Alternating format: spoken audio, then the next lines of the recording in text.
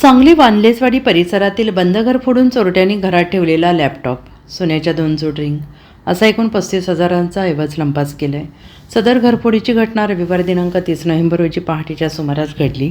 या प्रकरणी शिवप्रसाद महेश पेटकर वय वर्ष 21 मूळ राहणार पेटनाका सध्या वानलेसवाडी याने विश्रामबाग पोलिसात तक्रार दिली आहे। शिवप्रसाद पेटकर हा शिक्षणासाठी वानलेसवाडी परिसरात भाड्याच्या घरात राहतो। शनिवारी रात्री शिवप्रसाद हा बाहेर गेला असता बंद घरावर पाळत ठेवून अज्ञात चोरट्यांनी घराचे कुलूप तोडून आत प्रवेश केला। घरात ठेवलेल्या लॅपटॉप आणि सोन्याच्या दागिन्यांसह 35,000चा मुद्देमाल चोरून पलायन केले।